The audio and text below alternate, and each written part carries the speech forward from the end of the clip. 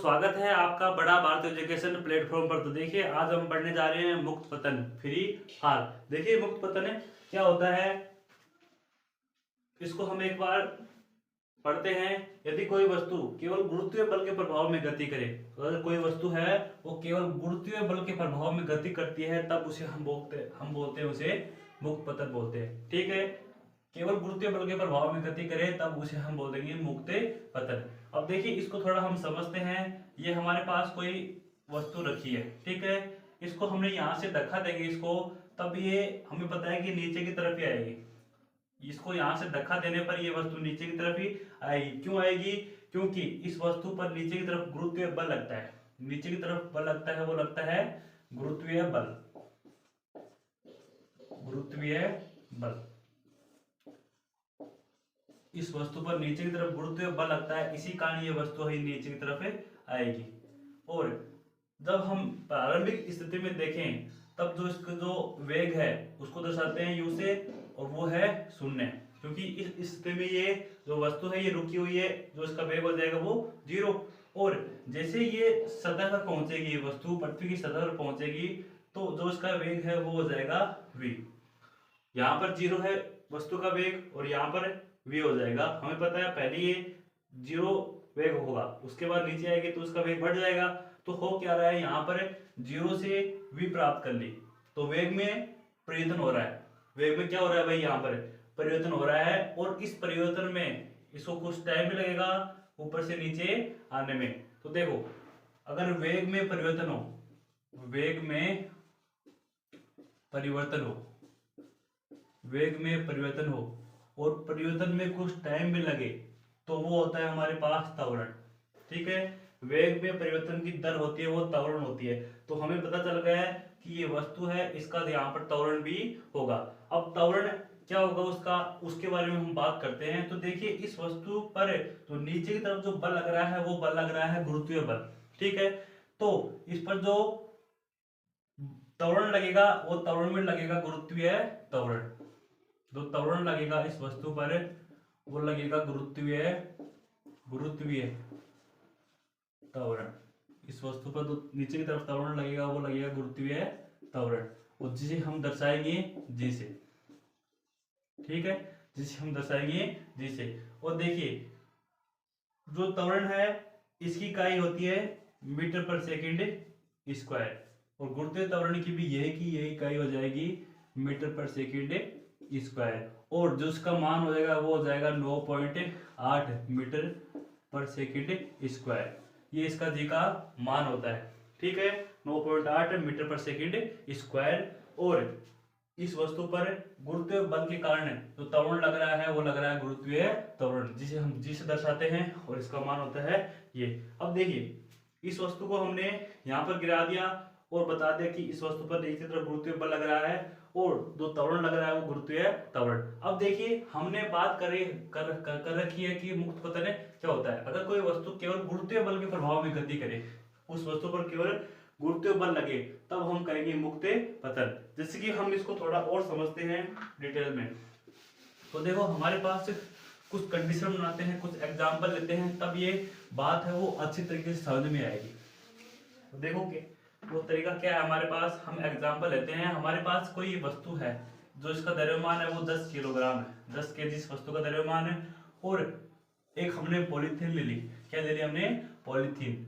ये पॉलीथीन है, पॉलीथीन, और जो इसका द्रव्यमान है वो भी है 10 केजी।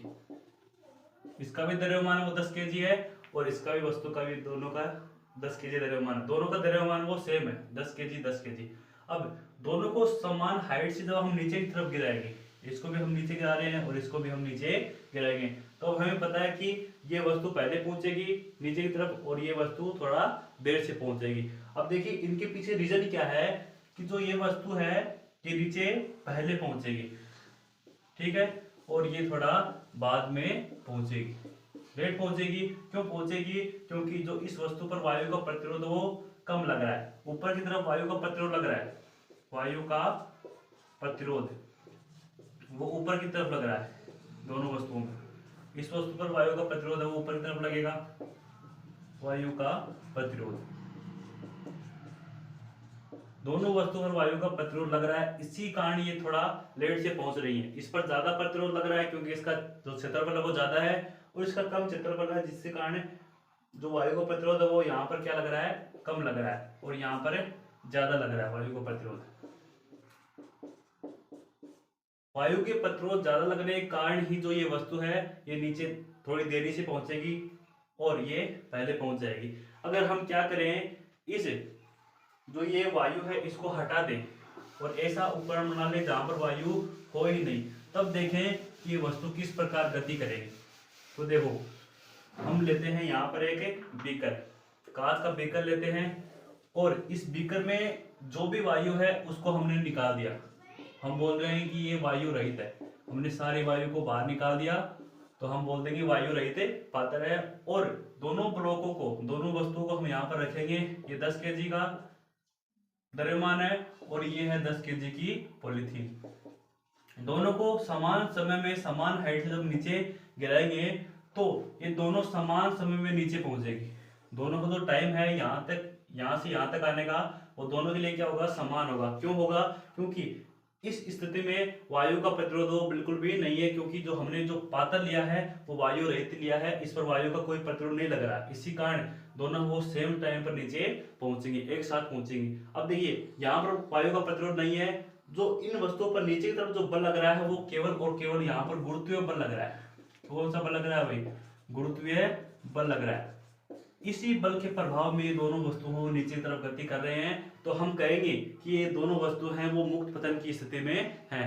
हमने लिखा भी है, यदि कोई वस्तु केवल गुरुत्वीय बल के प्रभाव में गति करे, उन वस्तुओं पर केवल गुरुत्वीय बल लगे, तब हम बोलेंगे कि वो वस्तु क्या है, मुक्त पतन की स्थिति में है।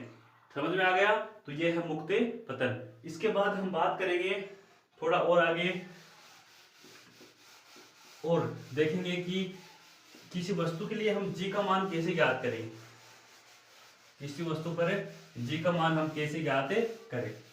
तो देखो, हमारे पास ये वस्तु है, ठीक है, और ये वस्तु नीचे की तरफ गिर रही है, ठीक है। अब देखो, इस पर जो बल लग रहा है वो बल लग रहा है गुरुत्वीय बल। गुरुत्वीय बल इस वस्तु पर नीचे की तरफ लग रहा है और इस बल के कारण जो त्वरण उत्पन्न हो रहा है वो उत्पन्न हो रहा है जी। तो हम बल का सूत्र जानते हैं, F बराबर क्या होता है, m इंटू ए। ये वस्तु है, इस पर नीचे की तरफ बल लग रहा है, ठीक है, इसका द्रव्यमान है m और इस पर जो त्वरण लग रहा है वो लग रहा है g। तो जो सूत्र हो जाएगा वो हो जाएगा F बराबर m इंटू जी, जो इस वस्तु पर लग रहा है, ठीक है। और देखिए, इसके बाद एक और सूत्र, ये वस्तु है, ये पृथ्वी से कुछ ऊंचाई पर गिरी जाएगी। मानो जो इस वस्तु और पृथ्वी के केंद्र के जो बीच की दूरी है वो r है। पृथ्वी के केंद्र से r ऊंचाई ऊपर इस वस्तु को नीचे की तरफ गिराया जाता है। तब हम बात करें, इनके मध्य जो गुरुत्वीय बल लगेगा वो लगेगा g। पृथ्वी का द्रव्यमान कैपिटल M, इसका हमने माना स्मॉल m, और इन दोनों के बीच की दूरी है वो है r का स्क्वायर। ये सूत्र होता है गुरुत्वाकर्षण बल का। जो नियम है गुरुत्वाकर्षण बल का नियम, वहां से सूत्र आता है। इसके हम थोड़ा सा यहाँ पर इंट्रोडक्शन दे देते हैं। दो पिंड आपके पास जिनके द्रव्यमान है m1 व m2 और इनकी जो मध्य की दूरी है वो है r। तो इनके मध्य जो बल लगेगा वो एक आकर्षण का बल लगेगा, तो जिसका मान होता है F बराबर g m1 m2 upon r का स्क्वायर, ठीक है। तो यही जो फंडा है हमने यहाँ पर लगाया है। एक वस्तु है ये जिसका द्रव्यमान है m और दूसरी वस्तु है पृथ्वी जिसका द्रव्यमान है वो कैपिटल M है और इन दोनों के बीच की दूरी है वो r है। तो जो बल लगेगा इनके मध्य वो लगेगा g capital M small m upon r का स्क्वायर। अब देखिए, ये बल है m इंटू जी और ये है g, ठीक है। इन दोनों बलों का जो मान है वो बराबर होगा। अगर आपको ये वस्तु दे दी जाए, इसका द्रव्यमान दे दिया जाए और पूछे कि इस वस्तु पर कितना बल लग रहा है, तो आप इस सूत्र को भी काम में ले सकते हो और इसको भी, क्योंकि दोनों का मान है वो समान आएगा, इस सूत्र से और इस सूत्र से। इससे थोड़ा जटिल पड़ जाएगा, इसमें काफी कैलकुलेटिव हो जाएगा ये। और ये जी का मान रखते ही, एम का मान रखते ही इस वस्तु पर द्रव्यमान क्या नाम है, बल आराम से हम ज्ञात कर सकते हैं। तो कहने की बात यह है कि दोनों का परिमाण समान होता है, यहाँ पर और यहाँ पर। तो देखिए, हम इन दोनों का परिमाण बराबर करते हैं और देखते हैं कि क्या हमारे पास रिजल्ट निकलता है। तो एफ बराबर एम इंटू जी, और एफ ये है G capital M small M upon are का स्क्वायर। दोनों का जो परिमाण है वो बराबर होता है, दोनों को हम बराबर कर देंगे। तो m g equal to G capital M small M upon are का स्क्वायर। अब देखिए ये स्मॉल एम है, दोनों कट जाएंगे तो जी का मान आ जाएगा, वो आ जाएगा जी एम अपॉन आर का स्क्वायर। ठीक है, ये आ जाएगा जी का मान का सूत्र। जी बराबर हो जाएगा जी कैपिटल एम और आर का स्क्वायर। अब देखिए जो आर है ये क्या है हमारे पास है, हमने बताया कि जो वस्तु है उसको हमने पृथ्वी के केंद्र से आर ऊंचाई ऊपर हमने इसको वहां से गिराया है। ये हमने वस्तु ली है जिसका द्रव्यमान है एम, और ये हमारी पृथ्वी है, इसलिए इसका केंद्र पृथ्वी का। ठीक है, इन दोनों के मध्य की दूरी है वो है आर। ये दूरी हमने दोनों के केंद्रों के मध्य की ली है। ठीक है, आर। अब देखिए अगर हम इस वस्तु को पृथ्वी की सतह के ऊपर ले आए, इस वस्तु को यहां से हम पृथ्वी की सतह पर ले आए, अब देखें इन दोनों वस्तुओं के मध्य की दूरी तो वो जाएगी कैपिटल आर, पृथ्वी की त्रिज्या के बराबर ही हो जाएगी। तो जो स्मॉल आर है वो हो जाएगा कैपिटल आर के बराबर, क्योंकि दोनों वस्तुओं के मध्य की दूरी लेंगे हम पृथ्वी के केंद्र और इसके केंद्र। ये छोटी वस्तु है, इसका लगभग केंद्र इसकी सतह ही मान लेते हैं, और ये पृथ्वी का केंद्र, दोनों के बीच की दूरी हो जाएगी वो आर हो जाएगी। तो यहाँ पर हम जब आर स्मॉल आर के स्थान पर रखेंगे कैपिटल आर, तो जो हमारे पास सूत्र बनेगा वो बनेगा G equal to capital G capital M और आर स्क्वायर के स्थान पर कैपिटल आर का स्क्वायर। तो ये हमारे पास फाइनली जी का सूत्र आ गया, जी एम अपॉन आर का स्क्वायर। अब देखिए हम इस सूत्र से पृथ्वी का जी और चंद्रमा का जी ज्ञात करते हैं। ये सूत्र हमारे पास, इसी सूत्र से हम पृथ्वी का जो गुरुत्व त्वरण है उसका मान ज्ञात कर लेंगे और चंद्रमा के लिए गुरुत्व त्वरण का मान आराम से ज्ञात कर लेंगे। तो हम यहाँ पर ज्ञात करेंगे पृथ्वी का, ये हमारे पास है पृथ्वी और ये है यहाँ पर चंद्रमा। ठीक है, ये है चंद्रमा और ये है पृथ्वी। दोनों के लिए हम जी का मान ज्ञात करेंगे। देखिए ये है पृथ्वी की त्रिज्या आर, इसका मान होता है 6400 किलोमीटर। तो हम इसको मीटर में चेंज करेंगे तो 6400 को हम गुणा कर देंगे 10,000 से, तो हो जाएगा 10⁵5, 64 गुणा 10⁵5 मीटर। ये इसकी पृथ्वी की त्रिज्या आ जाएगी। और जो पृथ्वी का जो द्रव्यमान होता है वो होता है 6 गुणा 10⁻24 kg, और तो जी का मान होता है वो होता है 6.67 गुणा 10⁻11 न्यूटन मीटर स्क्वायर बटा केजी का स्क्वायर। ठीक है, ये इनके हमने मान लिख दिए। और हम इस अब चंद्रमा के लिए लिखेंगे चंद्रमा की त्रिज्या, जो कि आपकी बुक में दे रखी है। त्रिज्या होती है इसकी 1.74 गुणा 10⁶ मीटर, और जो इसका द्रव्यमान होता है वो होता है 7.36 गुणा 10⁻22 kg। ठीक है, ये इनके द्रव्यमान होते हैं। अब हमें इन दोनों के लिए जी का मान ज्ञात करना है, पृथ्वी के लिए जी का मान और चंद्रमा के लिए जी का मान। तो देखिए पृथ्वी के लिए जी का मान, हमने जी का मान पृथ्वी के लिए देख रहे हैं, तो जी इक्वल टू इसका मान है 6.67 गुणा 10⁻11, 6.67 गुणा 10⁻11।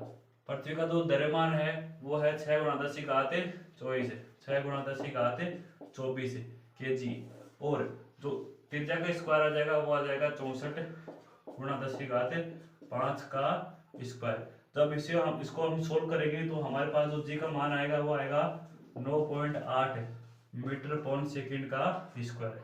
तो इस प्रकार हम पृथ्वी के लिए जी का मान ज्ञात कर सकते हैं 9.8 मीटर पर सेकंड का स्क्वायर, जो कि हमने पहले भी बता दिया इसका मान। और अब हम ज्ञात करेंगे चंद्रमा के लिए जी का मान। तो देखिए ये सूत्र लगाना है, चंद्रमा का द्रव्यमान लिखना है और इसकी त्रिज्या लिखनी है, तो जी का मान चंद्रमा के लिए भी आ जाएगा। तो देखिए जब हम चंद्रमा के लिए ज्ञात करेंगे तो जी का मान 6.67, जो कि हर स्थिति में समान रहेगा, वो रहेगा 6.67 गुणा 10⁻11, और चंद्रमा का द्रव्यमान है वो है 7.36 7.36 गुणा 10 की घात 22 और इसकी जो त्रिज्या है वो है 1.74 गुणा 10 की घात 6 का स्क्वायर। जब हम यहाँ से इसको जब सोल्व करेंगे तो जी का मान आएगा 1.6 मीटर पर सेकेंड का स्क्वायर। ये आएगा चंद्रमा का त्वरण, गुरुत्वीय त्वरण, और ये आएगा पृथ्वी का गुरुत्वीय त्वरण। अब हम दोनों की तुलना करते हैं, पृथ्वी के त्वरण की तुलना करते हैं और चंद्रमा के त्वरण जो गुरुत्वीय त्वरण है उसकी तुलना करते हैं। तो देखिए हम इनकी तुलना करते हैं। एक बार तुलना से क्या होगा, हमारे जो न्यूमेरिकल है उसमें हमें आसानी होगी। तो एक बार हम तुलना करके देखते हैं कि कौन सा मान ज्यादा है और कौन सा कम है। वैसे तो हमें देखने से पता चल रहा है कि जो पृथ्वी का है ये 9.8 है और जो चंद्रमा का है वो 1.6 है। ऑब्वियसली चंद्रमा का जो जी है वो कम है। तो एक बार देख लेते हैं इनका। जी पृथ्वी होता है 9.8 और जी चंद्रमा वो होता है 1.6। जब हम इसका भाग देंगे इसमें तो आ जाएगा हमारे पास 6। ठीक है, तो जी चंद्रमा का हम ज्ञात करें तो हम चंद्रमा को जी चंद्रमा इधर ले जाएंगे और 6 को नीचे ले आएंगे। तो ये 6 है पृथ्वी के गुरुत्वीय त्वरण के नीचे आ जाएगा, g/6 ये हो जाएगा। तो हमें पता चल गया कि जो चंद्रमा का जो गुरुत्वीय त्वरण होता है वो पृथ्वी के गुरुत्वीय त्वरण का 6वां हिस्सा होता है। ठीक है, g/6 ये किसके है, पृथ्वी का है। ठीक है, तो ये हमने तुलना कर ली कि जो चंद्रमा का जो गुरुत्वीय त्वरण है वो पृथ्वी के तुलना में 6वां हिस्सा है, पृथ्वी का 6वां हिस्सा ही है चंद्रमा का गुरुत्वीय त्वरण। हमने ये देख लिया। और ये आपको ध्यान में रखना है कि जो चंद्रमा का जो गुरुत्वीय त्वरण है वो पृथ्वी के का 6वां हिस्सा ही है। ठीक है, ये हमें आगे जरूरत पड़ेगी। इसके बाद हम देखेंगे थोड़ा सा और कि गुरुत्वीय बल के प्रभाव में, गुरुत्वीय बल के प्रभाव में, गुरुत्वीय बल के प्रभाव में वस्तुओं की गति, वस्तुओं की गति कि कोई वस्तु हो गुरुत्वीय बल के प्रभाव में कैसे गति करती है, उसके लिए क्या कंडीशन होगी उसके बारे में हम बात करते हैं। तो हम यहाँ पर लेते हैं एक वस्तु जिसको हम ऊपर से नीचे की तरफ फेंक रहे हैं।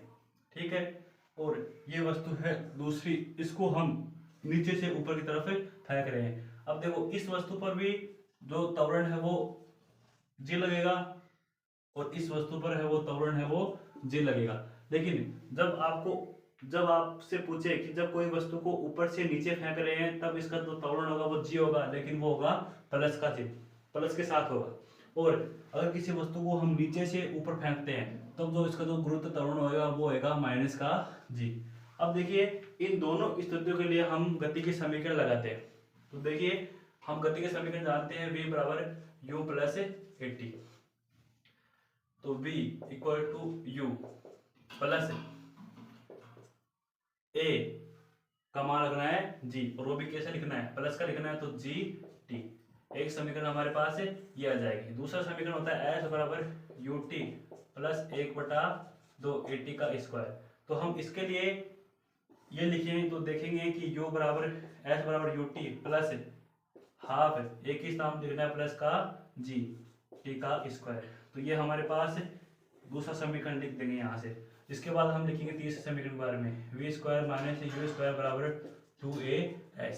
देखिए v square minus u square बराबर 2, एक ही नाम लिखना है g, वो भी कौन सा, प्लस का, तो साथ लिखना है s। तो जब हम किसी वस्तु को ऊपर से नीचे फेंकते हैं, ठीक है, तब g का मान प्लस का क्या नाम है, त्वरण का मान प्लस का g लेना है और यहाँ पर रखेंगे तो इस प्रकार हमें सूत्र प्राप्त हो जाएंगे। अब लेते हैं इस कंडीशन के लिए, जब हम किसी वस्तु को नीचे से ऊपर फेंकते हैं, नीचे से ऊपर फेंकते हैं तो उसके लिए a का मान है वो माइनस का g लेते हैं। जब हम यहाँ पर a का मान माइनस का g लिखेंगे तो हमारे पास जो सूत्र आएगा वो आएगा v बराबर u माइनस gt। ठीक है, और इसमें रखेंगे g का मान, a का मान माइनस का g, तो हमारे पास सूत्र बनेगा वो बनेगा ut माइनस 1/2 gt का स्क्वायर। और इस समीकरण में लिखेंगे हम माइनस का g, तो वो हो जाएगा v का स्क्वायर माइनस u का स्क्वायर बराबर माइनस का 2g है। तो इस प्रकार हम अगर कोई वस्तु गुरुत्वीय बल के प्रभाव में गति करती है तो अगर ऊपर से नीचे आए तो प्लस का जी, ठीक है, और नीचे से ऊपर जाए तो माइनस का जी। और इन तीनों स्थितियों में हम जी का मान रख देंगे और प्लस का साथ प्लस का चिन्ह लगा देंगे, इधर माइनस का चिन्ह लगा देंगे। तो ये हो जाएगा हमारे पास गुरुत्वीय बल के प्रभाव में वस्तुओं की गति, ठीक है। इसके बाद देखिए दो टर्म है भार और द्रव्यमान। किसी वस्तु का भार और द्रव्यमान से आप क्या समझते होंगे कि भार क्या होता है और द्रव्यमान क्या होता है। तो हम दो टर्म को समझते हैं, भार और द्रव्यमान को। तो देखिए दो टर्म है, एक है द्रव्यमान और दूसरा है भार। एक है द्रव्यमान और दूसरा है भार। अब देखिए द्रव्यमान को हम दर्शाते हैं m से, ठीक है, और भार होता है उसको हम बोलते हैं वेट। वेट को दर्शाते हैं W से, और द्रव्यमान को हम बोलते हैं मास, MASS मास, जिसको हम दर्शाते हैं m से, और वेट को बोलते हैं W, ठीक है। इसका सूत्र होता है वो m इंटू जी। ये है द्रव्यमान, ये है द्रव्यमान। इसमें जी से गुणनफल हो रहा है द्रव्यमान, तब बनता है भार। अब देखिए एक्चुअली में किसी वस्तु का जो वजन होता है वही होता है उसका भार। ये वस्तु है किसी सतह पर रखी है, तो इसका नीचे की तरफ जो भार है वो है mg द्रव्यमान, और जो गुरुत्व त्वरण है उसका गुणनफल है भार, और ये है m सिंगल है। इसका जो मान होता है वो निश्चित होता है, इसका जो मान होता है वो होता है निश्चित, कभी बदलेगा नहीं। चाहे आप किसी निश्चित द्रव्यमान की जो वस्तु है, मानो किसी द्रव्यमान कोई वस्तु है जिसका द्रव्यमान है 5 kg, ठीक है। अब इस वस्तु का द्रव्यमान चाहे पृथ्वी पर रहो चाहे चंद्रमा पर रहो, दोनों के लिए द्रव्यमान का मान समान होगा, लेकिन भार बदल जाएगा, क्योंकि भार का मान है वो गुरुत्व त्वरण जी पर निर्भर करता है। जी का मान अगर ज्यादा है तो भार ज्यादा जाएगा, अगर जी का मान कम है तो भार का मान क्या हो जाएगा, कम। तो जो m द्रव्यमान है वो निश्चित होता है, ठीक है, क्योंकि जो भार है वो अनिश्चित होता है, अनिश्चित होता है। और हम अगर इकाई के बारे में बात करें, इकाई के बारे में बात करें तो द्रव्यमान की इकाई होती है वो होती है किलोग्राम, और जो भार की इकाई होती है वो होती है किलोग्राम, और जो गुरुत्व त्वरण होता है जी, इसकी जो इकाई होती है वो होती है मीटर, क्या नाम है, जी की इकाई होती है मीटर पर सेकंड स्क्वायर। तो केजी इंटू मीटर पर सेकंड स्क्वायर, ये हो जाएगी भार की इकाई, ठीक है। तो भार अलग चीज होती है और द्रव्यमान अलग चीज होती है। इसका मान निश्चित होता है जबकि इसका मान अनिश्चित होता है, जो जी के मान पर निर्भर करता है। जी का मान ज्यादा है तो भार ज्यादा जाएगा, जी का मान अगर कम है तो भार का मान क्या हो जाएगा, कम हो जाएगा।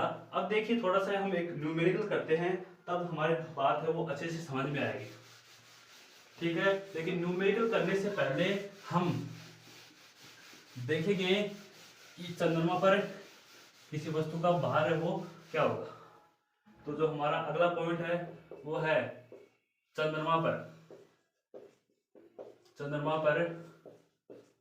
वस्तु का भार, वस्तु का भार। तो देखिए भार होता है वो होता है m इंटू जी, भार होता है m इंटू जी। द्रव्यमान और गुरुत्वीय त्वरण है उसका दोनों का गुणनफल है वही होता है भार। अब देखिए चंद्रमा पर ज्ञात कर रहे हैं हम, तो चंद्रमा के लिए जी का मान होता है, चंद्रमा का वो होता है पृथ्वी के जो पृथ्वी का पर जो गुरुत्व त्वरण है उसका 6वां हिस्सा ही है, जो हमने थोड़ी देर पहले ही इसको ज्ञात किया था।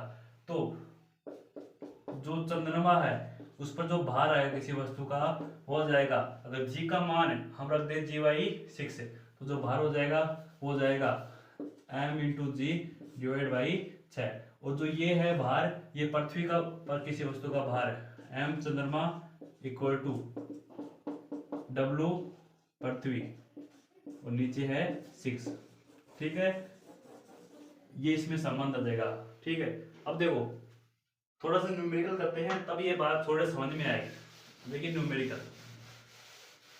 न्यूमेरिकल से बात हमें अच्छे से समझ में आ जाएगी। तो हम लेते हैं एग्जाम्पल नंबर 1। तो देखिए हमारे पास कोई वस्तु है जिसका जो द्रव्यमान है वो है 5 kg, कोई वस्तु है जिसका द्रव्यमान है वो 5 kg। तो पृथ्वी पर इसका भार ज्ञात करो, भार ज्ञात करो। पृथ्वी पर इसका भार ज्ञात करना है। अगर इसका द्रव्यमान है 5 kg, तो देखिए भार होता है W = M × G। द्रव्यमान है 5 kg, और इसको kg को हम नहीं लिखेंगे यहाँ पर, गुणा जी का मान होता है पृथ्वी पर 9.8 मीटर/सेकंड स्क्वायर, और चंद्रमा के लिए इसका मान होता है 1.6 मीटर/सेकंड स्क्वायर। ये होता है चंद्रमा के लिए, और ये होता है पृथ्वी के लिए। दोनों के लिए हमने जी का मान बता दिया। पृथ्वी के लिए जी का मान 9.8 और चंद्रमा के लिए जी का मान 1.6। आपको काम पूछा है, पृथ्वी पर इसका भार पूछा है, तो देखिए एम का मान है 5 और जी का मान है 9.8 पृथ्वी पर, तो जो आएगा वो आएगा, जब इसको गुणा करेंगे वो आ जाएगा, ठीक है। और पृथ्वी चंद्रमा पर पूछे इसका भार, तो 5 × 1.6 वो आ जाएगा चंद्रमा पर इसका भार। तो हम इस प्रकार प्रश्नों को सोल्व कर सकते हैं। इसके बाद हम एग्जाम्पल लेते हैं दूसरा। तो देखिए हमारे पास एग्जाम्पल दूसरा क्या है कि कोई वस्तु है जिसका जो पृथ्वी पर भार है, पृथ्वी पर भार है वो है उस वस्तु का 60 न्यूटन। तो चंद्रमा पर उसका भार ज्ञात करना है। चंद्रमा पर भार उसका ज्ञात करना है, ये हमारे पास प्रश्न है। पृथ्वी पर भार है 60 न्यूटन, तो चंद्रमा पर उसका भार है ज्ञात करना है। तो देखिए भार चंद्रमा पर वो पृथ्वी के भार का 6वां हिस्सा होता है। तो देखो पृथ्वी पर भार है वो 60 न्यूटन है, और नीचे है 6, तो जो चंद्रमा पर उस वस्तु का जो भार आएगा चंद्रमा, वो आएगा 10 न्यूटन, ठीक है। अगर कोई वस्तु, मानो कोई व्यक्ति है जिसका पृथ्वी पर जो वेट है वो है 60 kg, क्या नाम है 60 न्यूटन, तो हम जब उसको चंद्रमा पर तोलेंगे तब जो उसका वेट आएगा वो आएगा 10 न्यूटन। तो इस प्रकार ये कम हो जाएगा, ठीक है। तो ये हमारे वही मुक्त पतन से संबंधित, और जी का मान हम कैसे ज्ञात करते हैं, और भार और द्रव्यमान में क्या अंतर है, ठीक है। अगर वीडियो आपको अच्छा लगे तो वीडियो को लाइक कीजिए। हम मिलते हैं अगले वीडियो में, धन्यवाद।